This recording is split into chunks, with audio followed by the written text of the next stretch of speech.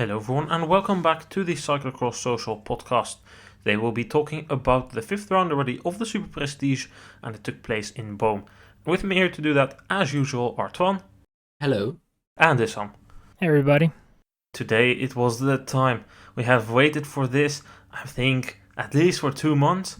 Tom Pidcock and Wout van Aert made their return to Cyclocross in Boom at the festival train of Tomorrowland. That's what usually is organized there in the summer, and in the winter we know it for a great cyclocross venue. And Issam will tell us what happened in the men's race. Yes, indeed, the fifth race of the Superprestige in Boom, and all eyes were on Wout van Aert and Tom Pidcock, their first race of the season. It was a muddy race, so the guys with a bigger engine obviously will have, their chances today. And we saw a very good start from Van Kessel and Hermans. The Tormans guys were good in front. Also, a very good start from Thijs Aerts. Toon Aerts was very alert at front, but overall, all the main riders were there, and it was a bit of a cautious start because I would say that they were a bit afraid of what would lie in front of them, and a tough course it was.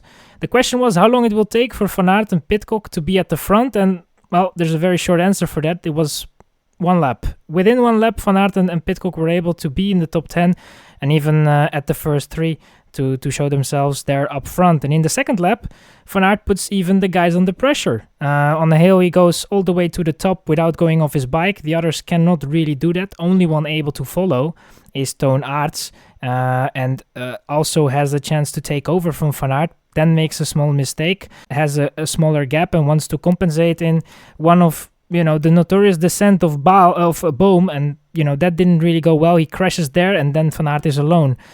Will Van Aert then win this in solo? Who knows? Behind him, Hermans tries to close that gap, and Iserbyt tries that as well, but both will not even come a single meter closer. Every meter they do, every hill that comes up in front of them, they won't gain any time.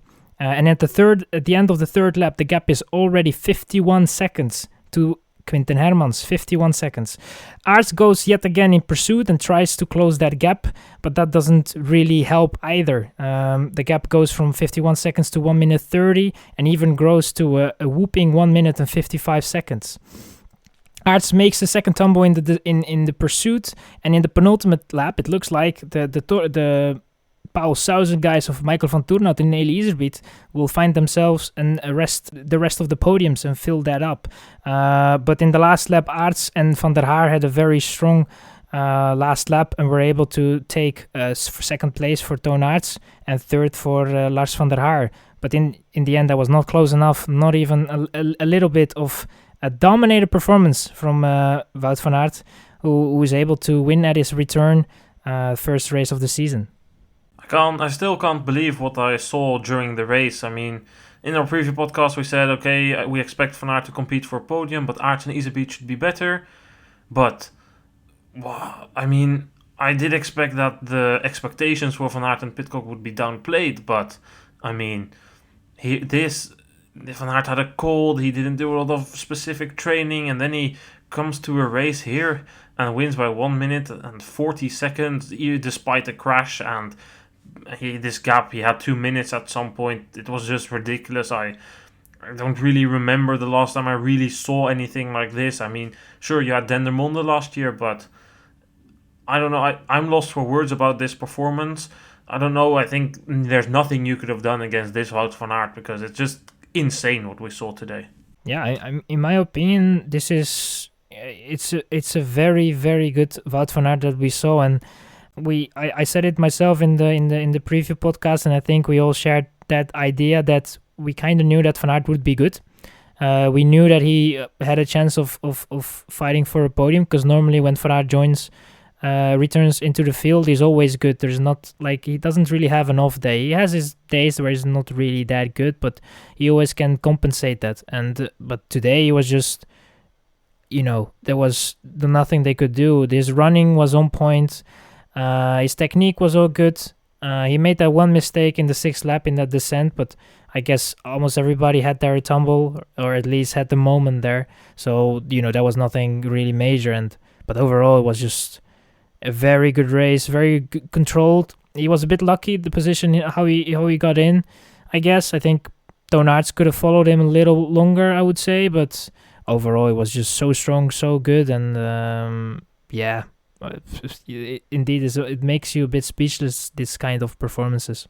Absolutely, and the same what he's able to do to pull out the 1 minute 40 gap to everyone else in the field. It really shows why people are so hyped for when Van der Poel and Van Aert return to the field, because you're going to get the best level possible. And today Van Aert showed, I think, that he is still at the very least the number 2 cyclocross rider in the world. Yeah, at the very least, and I mean, still I can't get my head around it, because I honestly thought Iserbyt would be a lot better. I do think, yes, we found a parcours that was good here for Van Aert. There was quite some running, a lot of power, and I could see, especially on the power, Van Aert was good. He was able to ride that steep hill. He was the only rider who made it to the top. Although Aerts did also have some good power as well, but we'll talk about what Aerts did a bit later.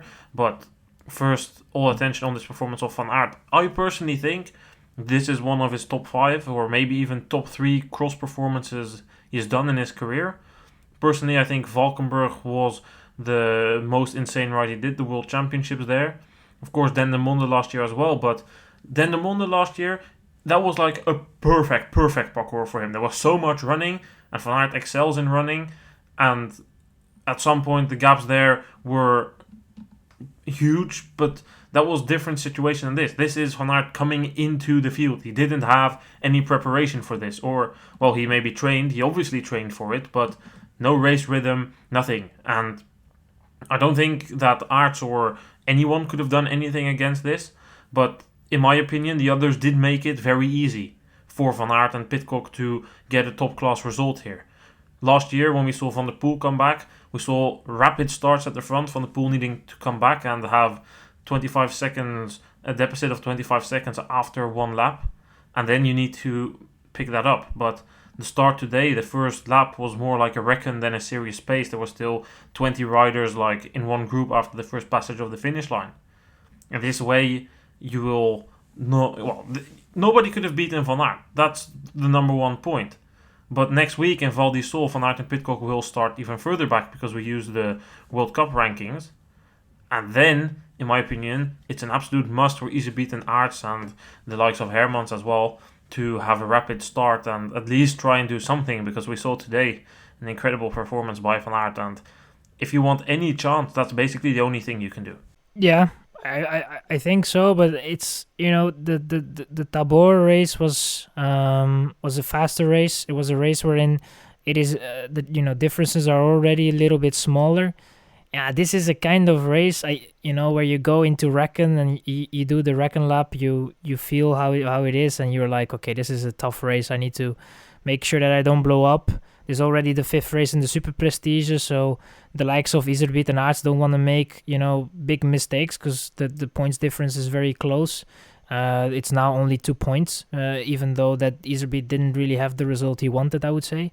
It is a bit a race in a race. Do you want to put everything on the line to make sure that those guys will not return to the front, or do you just let it happen, save a little bit, and make sure that you can follow them? It's a bit of a two-way, but like you said, it's just the way Van Aert was riding today. There was just nothing that would stop him other than luck or a crash, and he had that one crash, but he already had like 2 minutes, so didn't really hamper him that much. Van Aert, after the race, he said, of course, this gives my confidence a boost, but I don't think this is the true difference in performance. This was a perfect parcours for me, and when my big friend, he refers to Mathieu van der Poel there, comes back, I will need to be a couple of percentage points better than I am now. Twan, what do you think? Do you think that this is the true Wout van Aert level we see compared to the rest, and that they are simply that much better than the rest, or will we see a different story maybe already next week in Val di Sole? I think, as he said, this is a really good parcours for him. I do think he is very much better than the other guys, like with a safe margin. I highly doubt that it will be around 2 minutes every single cross. And of course, with Van der Poel, when he comes back, it will be a whole other race as well. Yeah, I do think that the differences might be a bit smaller, but even then, he's here downplaying his own performance. I mean, it does look like he doesn't really want the pressure, which I can understand.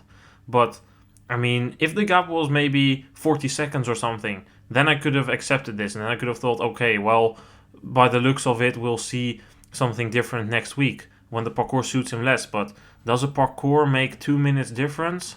Nah, not really. What can make that difference is that the other riders, I don't think we saw the best cross of the season for any of the riders behind him. I mean, with, of course, the exception being Pidcock because it's his first race of the season. But if we look at it, Aerts, he had a messy race, lots of mistakes. Aerts could have been closer. But for Iserbyt, I don't think Iserbyt had a great day. Van Haar just came back from some issue with his back. Van Toerenhout is there, he was sick. Ronhaar, strong race. If we look at it, Quinten Hermans was nowhere today. I do think that these riders weren't at their best today. Issam, what are your thoughts on this? Is this the usual story of it looks that they're very good when Van Aert and Van der Poel aren't there? Or is it perhaps the Rolf Besançon? Or is it the freshness that Van Aert has? What's your thought on that? I definitely think that that it's already a long season. They started very early this season, and there have been a lot of very fast races, also a couple of tough ones. Besançon was obviously a very, very tough one as well, which makes it not easy to go to this race and then give it your all and make sure that you are 100%. But I would say that for the likes of maybe Iserbyt and Van Toerenhout today, they were just not good. Hermans that came back, in my opinion, was not 100%, and I think everybody can acknowledge that. And the same goes maybe also for Corné van Kessel. So we had a couple of guys that were just not really on their top. I think Aerts was hitting a very good level, but Aerts just made that two crucial mistakes, especially the one that he did to make sure that Van Aert went earlier than him into the descent in the second lap. So it's a combination of a lot of things, but in the end it's also the parcours. I think the parcours was very tough. It was a very hard parcours, and we know that Van Aert, when there is mud, when there is running, when there are long hills, when you need a very big engine to make sure that you get through the parcours, we know that Van Aert is one of the better guys. So in the end, that is what it is, and it's very hard to say, and we will see in the next coming races what's gonna happen. Personally, I do think that Toon Aerts could have been closer than the 1 minute 40. I already said that earlier. Toon Aerts having a very messy race.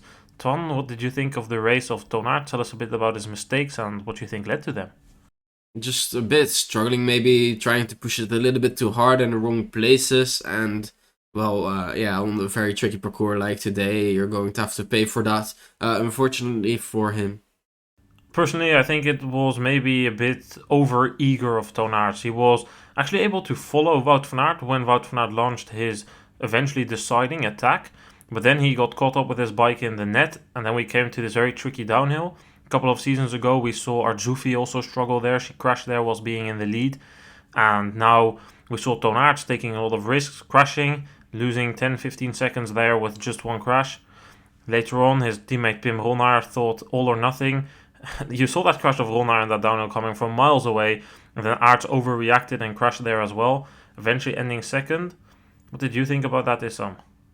Yeah, about Aerts, second place, it could have been easier second. He made his day a little bit harder than it should have been. But nevertheless, I think if you look at the way he went up the hills, the way he was going around, regardless of the mistakes he made, he was fighting very hard, and it seemed to me that he was definitely the stronger guy, and he was, his level was above the others, and it was quite clear. And this is a parcours he likes, with those long hills, the mud and everything. So this is it's not a surprise that he is reaching this level, but I definitely think that if he didn't had that crash, maybe Van Aert would have slowed down a little bit, or would have at least played it a little bit more tactical, and it would have been a closer race. At the end of the day, he got his second place, and this is not a classification on time, it's on position, and second place was probably the highest possible position. He was in a fight with the Paul Sauser riders. We saw 3 riders op Balois Trek fighting with 2 Paul Sauser riders at the end. Spectacular blow up by Michael van Toerenhout. He really overcooked himself in that final lap. He fell back so far. He was comfortably in second going into that lap, ended 6th. And it was a lap longer. He might have even fallen outside of the top 10. Crazy blow up by him, but Yeah, I don't think Iserbyt had his best day today, but that did leave the opportunity to Twan and Aerts to profit of that. He was 2 places ahead. He halved his deposit in the Superprestige classification. He's now only 2 points behind Iserbyt. 3 races to go. That's definitely one classification that is still very interesting because the World Cup is pretty much decided already. But I guess here we can still look forward to a good battle between Twan and Aerts and Iserbyt.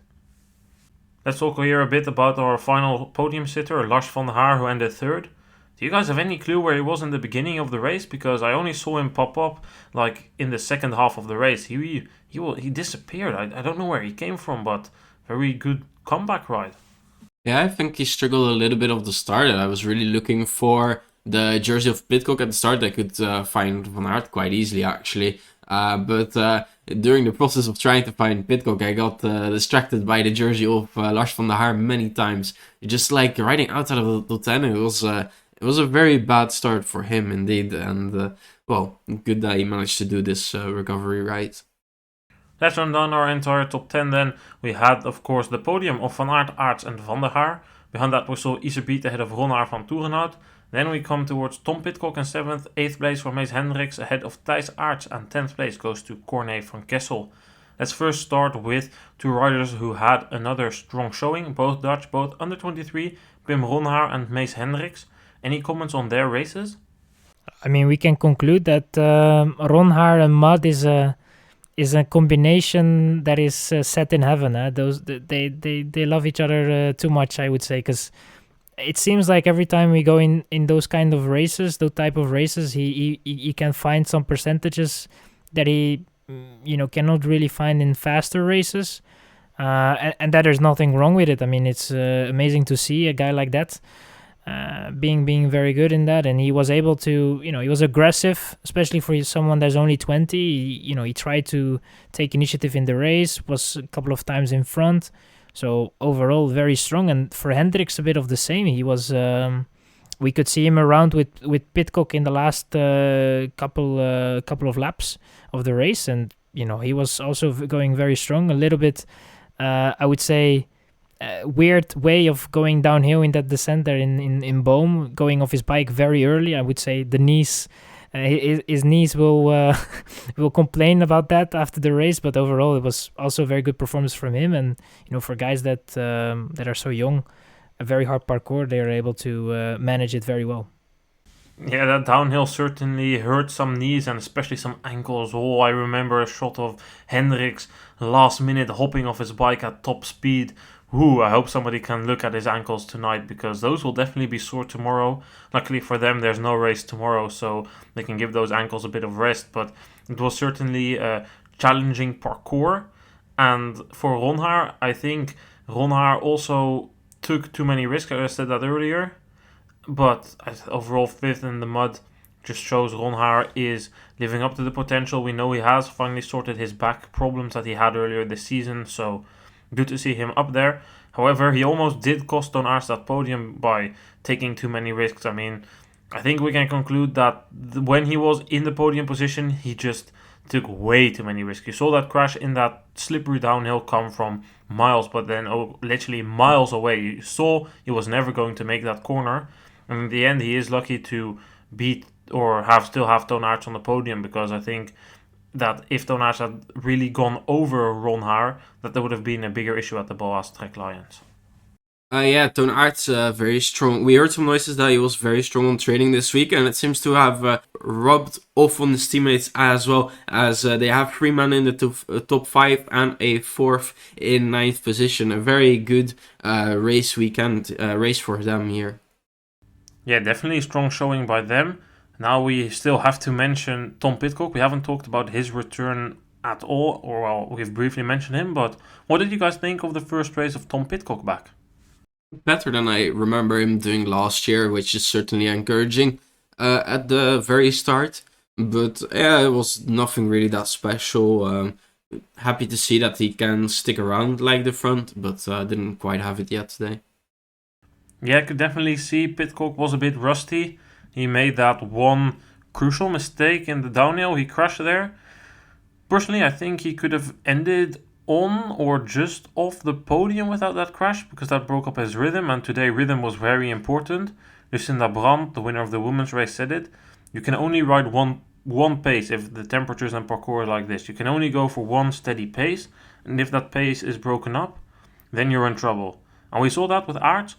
Aerts had a crash, needed a lap to repack himself, put in 2 good laps, had a crash, needed a lap to repack himself, and eventually ended second. And for Pidcock, we saw the same.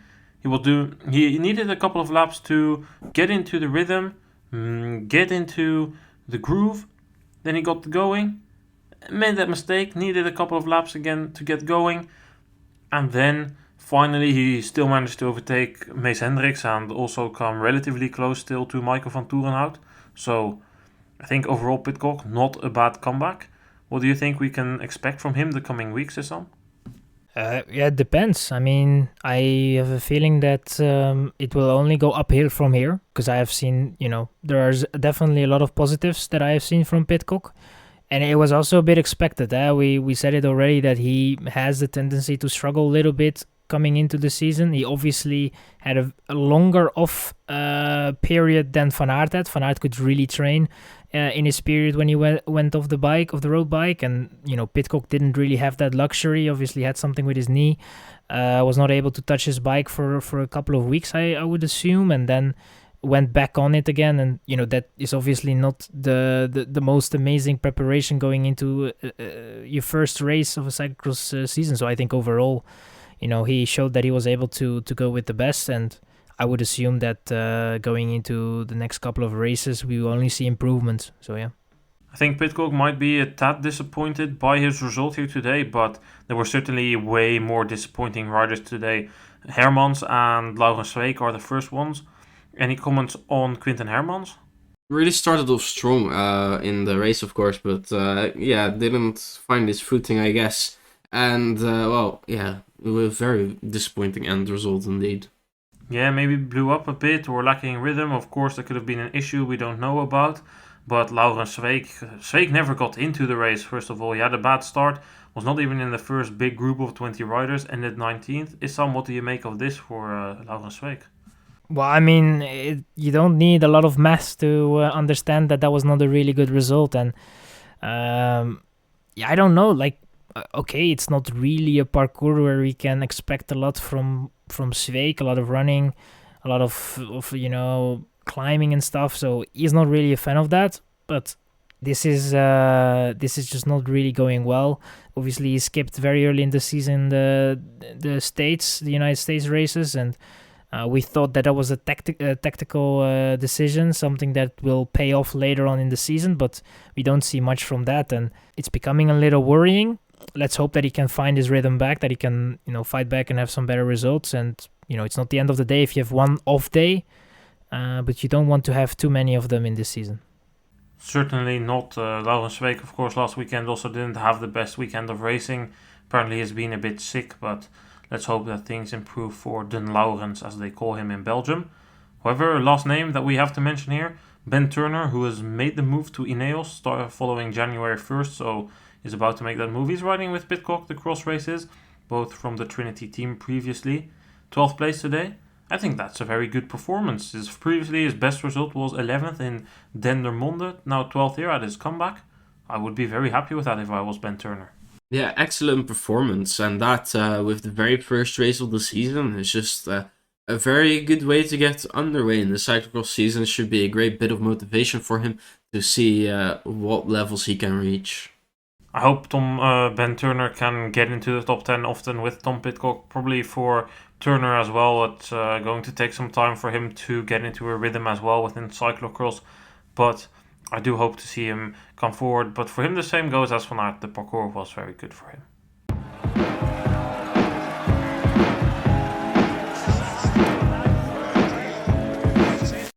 On to the women's race then. No surprises there. Twan, tell us. It was a very quick start by Inge van der Heijden, as she went on to ride a very good race. Unfortunately for her, the world champion Lucinda Brandt would catch up with her, overtake her, and leave her behind as the race went on, with a very comfortable victory, I would say, for Lucinda Brandt ahead of Van der Heijden, and Betsema taking up the third place after a shoe mechanical.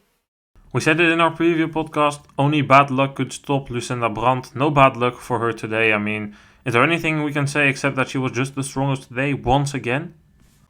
Yeah, once again, I would definitely say that. I was a bit, I wouldn't say worried, but I was like, well, this is not really going well at the beginning of the race. But then just when she got into a rhythm, and also in the running and going uphill and everything, it was just a little bit more power, a little bit stronger.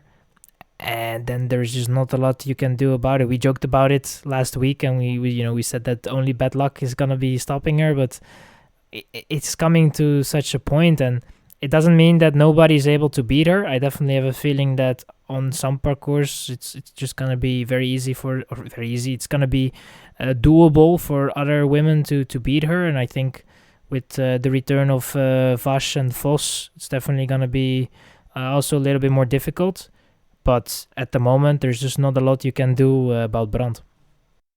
Personally, I would be a bit scared if I was not riding for Baloise Trek. I mean, overall, we've seen a very strong ride here by the riders of Baloise Trek this weekend. Brandt winning, but in the men's category as well, Aerts. This is not a Van der Haar parcours, so Van der Haar ending in third was also very good. Then Ronhaar in fifth, who has been good the last couple of weeks. Thijs Aerts now in the top 10.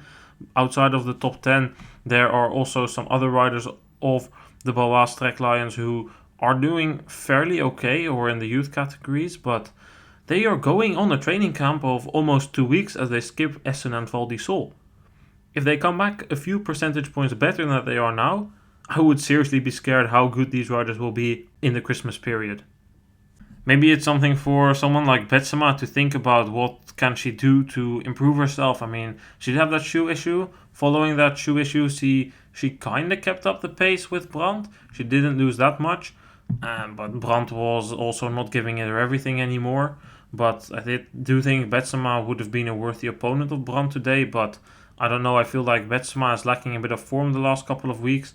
I don't know what she can do to get that back, because it can only be the racing in the Christmas period or the training camp after that, but I have not heard any news about Betsema skipping any races, so I don't know what that will mean for Betsema in the upcoming weeks. What do you guys think about her race and what this means for the rest of her season?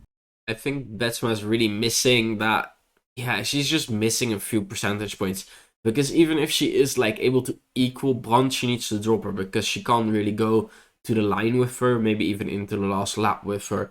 Which really complicates things for her, and it's just not been there. Like, it's been very solid for like podium places, but the quality to win, it's not there at the moment, and I think she might just need to go away, grab a little bit of rest, some good training, and get ready for the World Championships. Yeah, perhaps, but I think the issue with Betsema, she is second in all classifications, or no, she actually does still lead the XVO trophy, but for the rest, she is second in the Superprestige, 3 points down. She's second in the World Cup, 30 points down, which means if she wins Val di Sol, she can take the lead there again. But I don't feel like Betsema is going to give up any of these classifications, and by doing that, I don't see how you will improve, and it's something we've seen season after season. There's always riders who do too much. Betsema has ridden almost every single cross since the beginning of the season. She started in the first cross of the year in Lokeren, and I think she's done double weekends in all the weekends that was possible. Oh, of course, well, she skipped Leuven, but almost everyone skipped Leuven. And for the rest, she's done, I think, every single cross there is. So I feel like it might be getting a bit much for her. I do think there is still a bit room of improvement by doing more racing and doing a bit more training. I don't feel like she's training that much, but it will be difficult. But I mean, we do talk very easy about the victory of Brandt here, but I do not want to underestimate the performance she puts in week after week. It's very good, and for Betsema, I think she was very good here as well. But for Betsema, it's just typical that she doesn't end in front of Inge van der Heijden for her season. I mean, yeah, I don't know. I feel Inge van der Heijden was strong today, but I still think that Betsema could have potentially gotten her in the last lap. Van der Heijden surprised me positively, to be honest, today. I mean, from the start, she had a plan, and the plan was to just go as fast as possible, put the others under pressure, and she did a very good job in that. And, in the end, to make sure that she took home that second place, holding off Betsema in the last lap, which, in my opinion, wasn't really a surprise when I saw that. It was just that Betsema was losing a lot of time in some sections that, in my opinion, you shouldn't be losing that much time. The difference was just too big. And then just to be able to hold that second place, just very strong performance. So, yeah, there's not a lot you can say about that. Rochette, I had a bit of hope that she was going to be able to get a podium.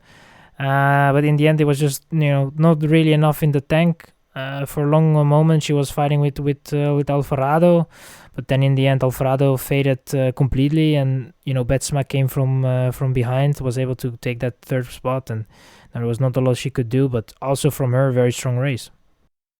Yeah, I do agree. I remember that Twan and I were talking about Inger van der Heijden a couple of seasons ago, and we were comparing her a bit with Laurens Sveek, that she was only good on the faster parcourses, preferably with a lot of sand. But this year, I did already expect Van der Heijden to be good here in the muddier conditions, based on the performances in Ruddervoorde and also in the States where we had some muddy races. But second, that did go above my expectations. I maybe predicted her for a podium in the preview podcast, but I was just scrambling things around. I wanted to go with something different, so don't attach too much value to that. But overall, very solid performance. And Twan, as I said, we spoke about her, comparing her with Laurens Sveek, but she's really developed herself into a well-rounded cyclocross rider. Yeah, it's been a good season so far for Inger van der Heijden, really developing herself on different courses, and just in general, it has to be very good for her as a rider, and it has to feel very good for her as well. Let's look at our entire top 10 then. Lucinda Brand took her 9th win of the season, another strong showing by her, ahead of Inger van der Heijden and Denise Betsema. Just off the podium, Magali Rochette, Issam already mentioned her, another strong race by her, ahead of Fem van Empel, who is continuing the tendency of getting good results the last couple of weeks. Then we find two riders who are slightly disappointing today, Worst and Alvarado, both still struggling this season. 8th place was for Sanne Kant, ahead of Zoe Backstedt, and Aniek van Alphen rounded off the top 10. We can talk very long about Worst and Alvarado again, but I feel like we've already said what we think there is to say about them in our Besançon podcast, so there's no point in repeating that week after week. I would, however, like to mention Zoe Backstedt, just 17 years old, once again a very solid performance by her. Tough parcours to end 9th at such an age. I take my hat off. Yeah, it was really an incredible achievement by her. Being able to do something like this at that kind of age, it's really not something that we're too used to seeing, of course, as, she is clearly extremely talented, and these are the kind of performances that just confirm that. She didn't race after Kokzijde, so last week she didn't race Besançon or Kortrijk. I think that's a wise decision. She's taken a bit of rest, and following her incredibly busy schedule over the last couple of months, racing a lot on the road, or actually even on the track earlier and then onto the road after the Worlds, immediately going into cyclocross, not having much rest there either. I think it's a wise decision, and we can see a bit of extra freshness now, because this performance is a lot better than what we've seen earlier from her, for instance, in Overijse and in Zonhoven, and comes more towards the level of what we saw in Ruddervoorde, although I do rate this performance a bit higher. The final name I would like to mention is one who we briefly mentioned in our preview podcast. Lotte Kopecky, the vice Belgian champion, started her cross season here, 20th place. What do we make of that performance, considering her big goal, the Belgian Championships? Not an easy race to start your campaign, and it doesn't say too much. I mean, it's 5 minutes behind Brandt. 4 minutes or 3 minutes behind Kant, so that's not really what you want to have. She's a bit far off the Belgium top, but it's her first race only, so I think that she can grow in the season, and we have seen already last year that she has some good power in the leg, so if she can transform that with a bit of technique, a lot is possible, and then even those championships, definitely a podium would be possible, and maybe even more than that. think it could very well be possible that Lotte Kopecky takes the Belgian title, although a lot will depend on the weather, the parkour, things like that. I do know Kopecky lacks a lot of technique. Last year at the Belgian Championships, there was one sand pit and her passages through there were atrocious. Kant gained a lot of seconds there. And I have heard that there's quite some sand here, but then again, apparently it's not for the sand specialists, according to Paul Herreigers. So it will definitely be interesting to see what she can do there. But I mean, Kant is definitely going to face more opposition, although we do say that every year. But Ribeiro, Frank, and Kopecky was behind Van Looy, De Wilde, and Krabbe, who are all put in decent rides here today. I think we'll see a more open Belgian Championships. But Sander Kant was once again alright today. But Kant is a bit inconsistent this season, so I guess we have to wait and see. Well, then I think we've covered it for the 5th round of the Superprestige in Boom. I do want to give a short roundup of the standings in the women's category of the Superprestige. Lucinda Brandt leads that classification. She has now 3 points in advantage over Denise Betsema, and the gap towards Annemarie Worst, who is third, is already 6 points, which is all created today. Worst didn't have a great day. She lost 5 points and she was only 1 point behind. So Brandt definitely doing a good job towards that classification. Anyway, that was it then for today. Quite a lot to say on this one. Twan and Issam, thank you for joining. Thanks for having me on. Yeah, thank you. Only one podcast this weekend because there was only one race, but nevertheless, this week I must say, we have a podcast coming up in the preview of the Val di Sol World Cup. We are speaking with Aert and Eva Lechner, so make sure to tune in for that one on Wednesday. And we will also be bringing you, of course, next weekend a podcast about the ATS Cross in Essen, where Tim Merlier and Gianni Vermeers will be starting their season, with Wout van Aert also lining up. And then, of course, on Sunday we have the World Cup in Val di Sol, so make sure to tune in for that one. Thanks everyone for listening, and I will see you guys very soon.